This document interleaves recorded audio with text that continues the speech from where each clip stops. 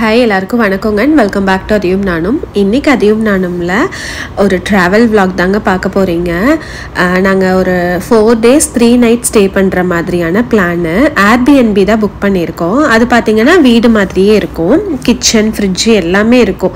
சரி, பசங்களுக்கு 4 நாளைக்கும் வெளியிலேயே வாங்கி கொடுக்க வேண்டாம், ஃபுட்டும் பண்ணிக்கலாம் அப்படின்னு சொல்லிட்டு தான் மசால் பொடியிலேருந்து டீ தூள்லேருந்து எல்லாமே, குக்கரு, அப்புறம் அந்த மாதிரி ஐட்டம்ஸ் எல்லாமே எடுத்துக்கிட்டேன்.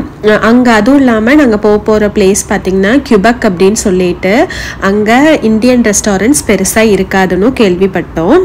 அதனால சரி நம்ம வேணுங்கிறதெல்லாம் பேக் பண்ணிவிட்டு போய்க்கலாம் அப்படின்ட்டு எல்லாம் பேக் பண்ணியாச்சுங்க. பசங்களுக்கு ஸ்ட்ராலர் முதல் கொண்டு எல்லாம் எடுத்தாச்சு.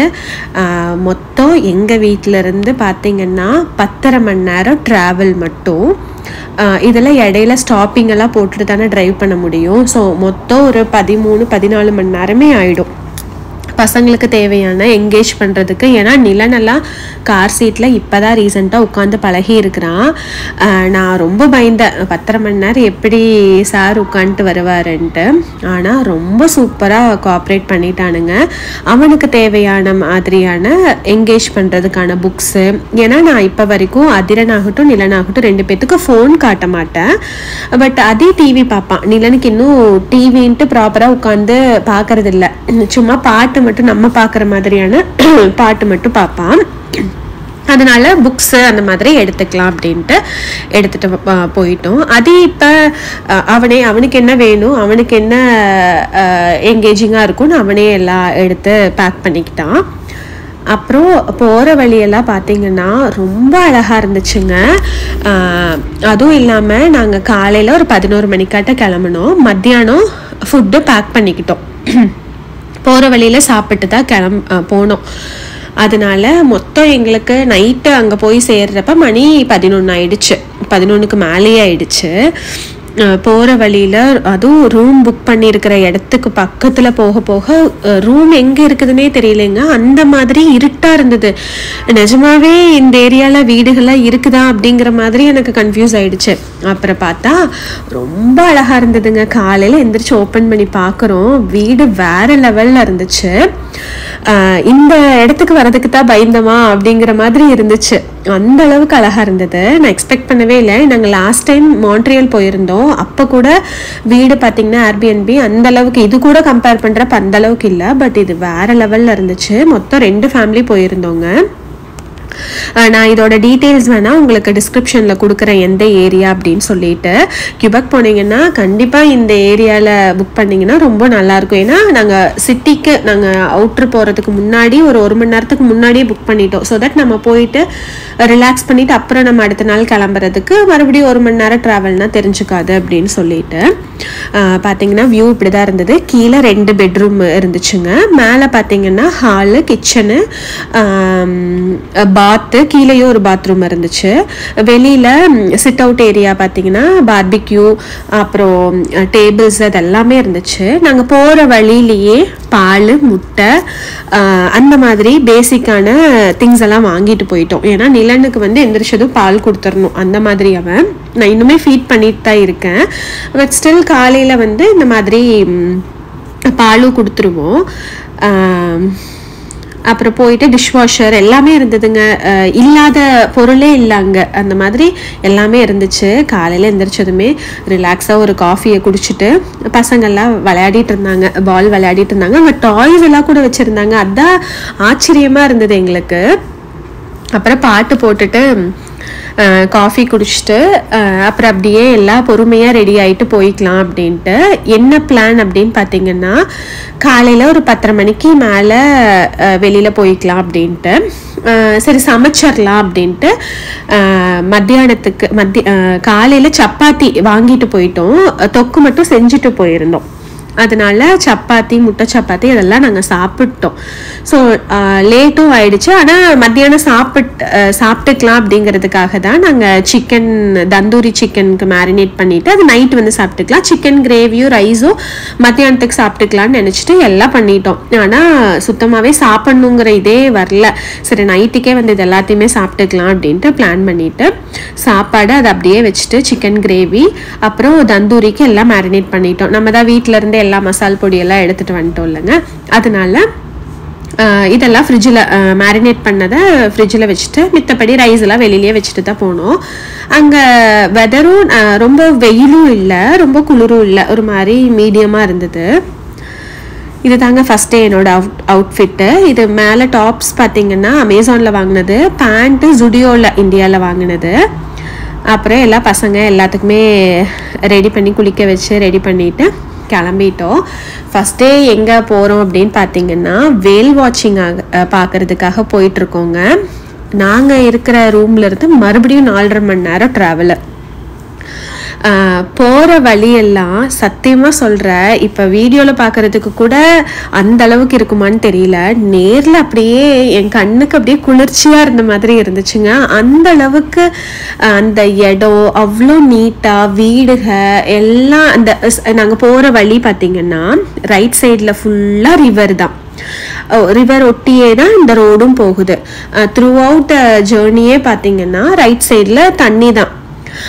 கொஞ்சம் ரோடு முன்னாடி மாதிரி இருக்கும் ஒரு சில இடங்கள்ல, லைக் இந்த மாதிரி வீடுக இருக்கிற இடத்துல மட்டும் கொஞ்சம் ரோடு முன்னாடி இருக்கிற மாதிரி இருக்கும். மற்றபடி அந்த சைடு ஃபுல்லாகவே தண்ணி. அவ்வளோ காமா அந்த வழியெல்லாம் பார்க்குறதுக்கே ரொம்ப அழகாக இருந்துச்சு. நீங்கள் கனடாவில் இருக்கீங்க அப்படின்னா கண்டிப்பாக கியூபெக் நீங்கள் விசிட் பண்ணுங்கள். நாங்களே வந்து 5-6 வருஷம் ஆச்சு, இப்போ தான் போகிறோம். அந்த அளவுக்கு அழகாக இருந்துச்சு. எனக்கு மான்ட்ரியல் கூட இந்த அளவுக்கு பிடிக்கல, பட் இங்கே சூப்பராக இருந்தது. 2 சைடுமே மலைக, கடல், தண்ணி, மரங்கன்ட்டு ரொம்ப அழகாக இருந்துச்சு ஊரே. இது பார்த்திங்கன்னா இங்கே எல்லாமே ஃப்ரெஞ்சு தான். நம்மளோட இந்தியன் ரெஸ்டாரண்ட்டும் பெருசாக இல்லை, எனக்கு தெரிஞ்ச வரைக்கும் இல்லை. மித்தபடி மெக்டி, டிம் ஹார்ட்டன்ஸ் அதெல்லாம் தான் இருந்தது. பாருங்கள் வீடெல்லாம் எவ்வளோ அழகழகாக கட்டி வச்சுருக்குறாங்க. சுற்றி தண்ணிக்கிட்டேயே வீடெல்லாம் கட்டி அழகாக இருந்தது பார்க்குறதுக்கே. ஒரு மாதிரி காமாக அந்த ஜேர்னியே நல்லா இருந்துச்சு. நிலனும் அதிரனும் சூப்பராக கோஆப்ரேட் பண்ணிட்டாங்க. அதுவும் இல்லாமல் நாங்கள் பாட்டும் போட்டுட்டு வைப் பண்ணிகிட்டே போனோம். நிலனும் எங்கள் கூட, என் கூடயும் அதிரன் கூடயும் நாங்கள் என்ன டான்ஸ் பண்ணுறோமோ அதை பார்த்துட்டே டான்ஸ் ஆடிட்டு வந்துட்டு இருந்தான். அவ்வளோ நல்லா இருந்துச்சு. சரி, போகிற வழியில் டிம்மில் நிறுத்தி ஒரு 3:30 மணிக்கிட்ட ஆயிடுச்சுங்க. 3 மணியே இருக்கும்னு நினைக்கிறேன்.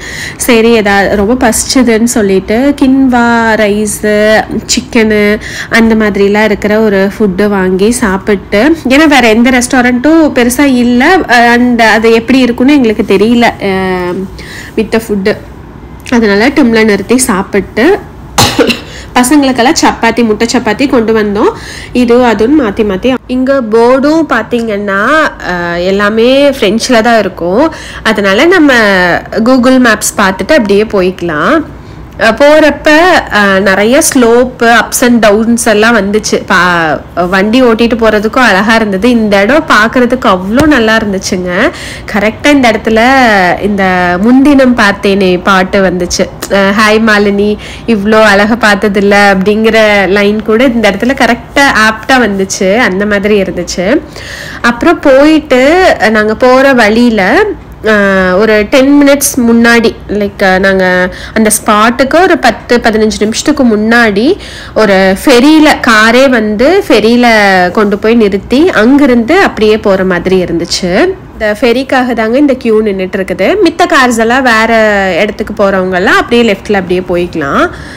இது பார்த்தீங்கன்னா சின்ன இதுதான், ஒரு 5 மினிட்ஸ் கூட இல்லை. அந்த ஃபெரியில் நம்ம கார் இதெல்லாம் வந்து எதுவுமே பே பண்ண தேவையில்லை. இந்த ஃபெரியில் போகிறதுக்கெல்லாம் கார் எடுத்து போய் நிறுத்தினோம்.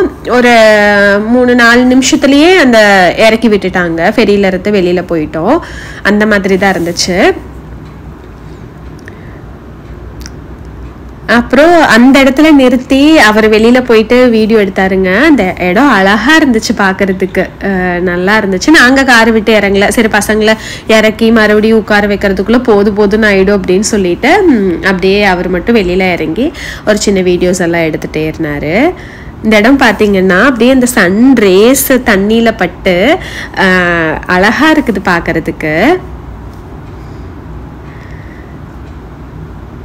அப்புறம் எங்கள் ஸ்டாப் வந்துடுச்சு. ஃபெரியிலேருந்து இறங்க வேண்டிய இடம் வந்துடுச்சு. நான் இந்த டீட்டெயில்ஸ், எந்த இடத்துக்கு போகணும், வேல் வாட்சிங் எல்லாமே வந்து டிஸ்கிரிப்ஷனில் கொடுக்குறேன். கண்டிப்பாக செக் பண்ணி பாருங்கள். அப்புறம் இங்கேருந்து அந்த ஃபெரியிலேருந்து ஒரு 10 minutes தாங்க ட்ராவலு. நானும் இது எனக்கு ஃபஸ்ட் டைம் எக்ஸ்பீரியன்ஸு. எனக்கும் வந்து இது எப்படி இருக்கும் எதுவுமே எனக்கு தெரியல. இவர் நம்ம போட்டில் போகிறோம், உள்ள ஒரு 20 கிலோமீட்டரே உள்ள தண்ணிக்குள்ளே கூப்பிட்டு போயிட்டாங்க. இன்னும் 3 minutes தாங்க. ஃபைனலி வந்தாச்சுங்க. பார்க்கிங்க்கு தான் இடம் கிடைக்கல. அப்புறம் ஒரு இடம் கிடச்சிதுன்ட்டு பார்க் பண்ணிவிட்டு அப்புறம் எல்லாம் இறங்கி போயிட்டோம். அங்கே போனதுமே அங்கே ஜாக்கெட்ஸ் எல்லாம் வச்சுருந்தாங்க எல்லாத்துக்கும் கொடுக்கறதுக்கு. இந்த இடத்துல பார்த்தீங்கன்னா 2 வயசு அண்ட் 2 வயசுக்கு மேலே இருக்க குழந்தைங்க மட்டும் அலௌடு. நிலன் 2 வயசு 1 மாதம் கிட்ட ஆயிட்டான், அதனால் அவனையும் அலோவ் பண்ணிட்டாங்க.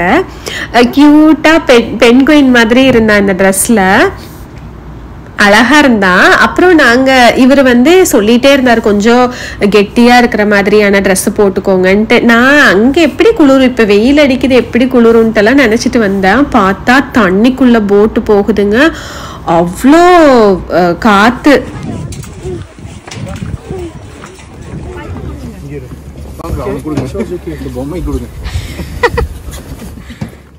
அப்புறம் போட்டில் ஏறி உட்கார்ற வரைக்கும் தெரியலைங்க இது இவ்வளோ வேகமாக போகணும். அப்புறம் தான் தெரிஞ்சது இது ஒரு ஜெட் போட்டு அப்படின்னு சொல்லிட்டு. நாங்கள் அதை ஸ்பீடாக போகிறப்பெல்லாம் வீடியோ எடுக்க முடியல, எடுக்கவும் இல்லை. அந்த இப்போ தான் ஸ்டார்ட் ஆகுது. அப்புறம் பார்த்தா பயங்கர வேகம், எனக்கு பிடிக்கிறதுக்கும் எதுவும் இல்லை. காலில் தான் இது முன்னாடி காலில் தான் முட்டு கொடுத்துட்டு நிலனை கட்டி பிடிச்சிட்டு உட்காந்துட்டேன். ஏன்னா நானே பறந்துடவனாட்டு இருக்குது அந்த மாதிரி இருந்துச்சு. ஆனால் சூப்பரான ஒரு எக்ஸ்பீரியன்ஸுங்க. ஏன்னா வேலை கிட்டையே இருந்து பார்த்துட்டு வந்தோம், அவ்வளோ நல்லா இருந்துச்சு. இது நான் ஸ்டேட்டஸில் வச்சப்ப நிறையா ஃப்ரெண்ட்ஸ் கேட்டாங்க எந்த லொக்கேஷனு எங்கே இருக்குது அப்படின்னு சொல்லிட்டு. அவ்வளோ நல்லா இருந்ததுங்க அந்த எக்ஸ்பீரியன்ஸு. அந்த இதுக்குள்ளே தண்ணிக்குள்ளே ஒரு 20 கிலோமீட்டரே பயங்கர வேகமாக, இதெல்லாம் ஸ்லோ ஆயிடுச்சு இப்போ போட்டு. ஏன்னா குறிப்பிட்ட இடத்துல போய் ஸ்லோ பண்ணிட்டு அப்புறம் ஒரு இடத்துல ஸ்டாப்பே பண்ணிடுறாங்க. ஏன்னா நம்ம வேல் பார்க்கறதுக்காக ஸ்லோ பண்ணிட்டு கொஞ்சம் தூரம் டிஸ்டன்ஸில் தான் வச்சு காட்டினாங்க. இல்லைன்னா அது அவ்வளோ வெயிட்டாக இருக்கிறது எங்கேயாவது போட்டில் வந்து இடிச்சோ ஏதாவது ஆச்சுன்னா ரிஸ்க் அப்படின்னு சொல்லிட்டு கொஞ்சம் தள்ளி தான் இது நிறுத்தி வச்சுருந்தாங்க போட்டை.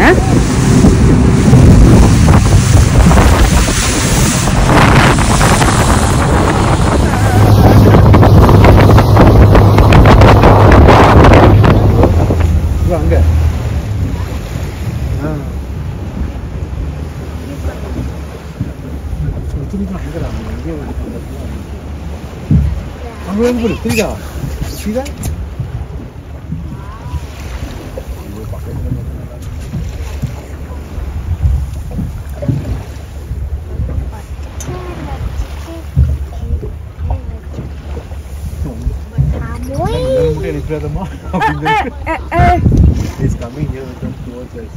How? I'm just telling you that. You see that? Go.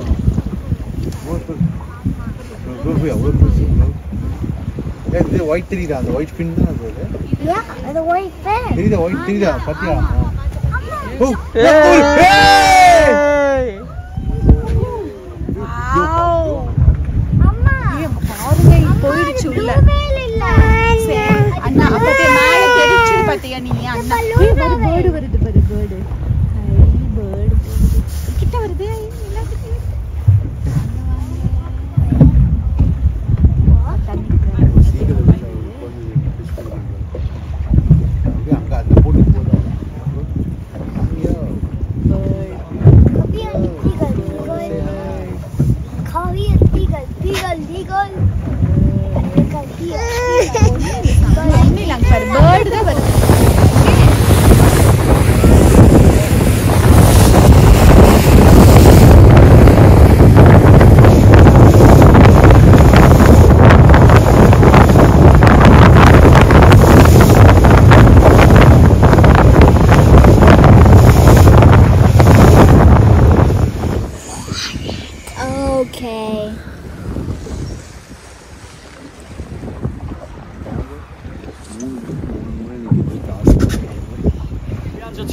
So that's why we know this whale, and the dorsal is very clear.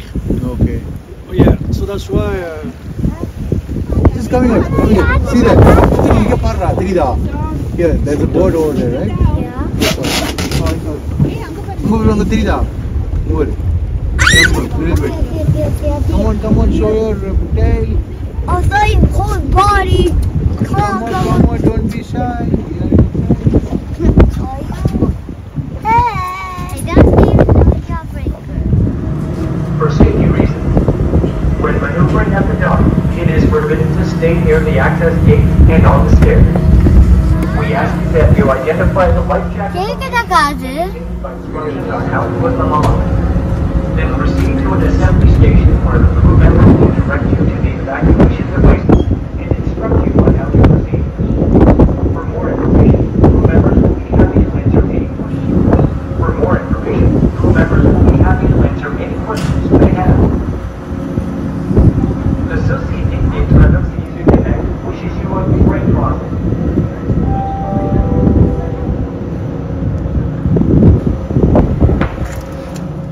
அப்புறம் மறுபடியும் ஒரு 4.5 மணி நேரம் ட்ராவல் பண்ணி தாங்க போகணும்.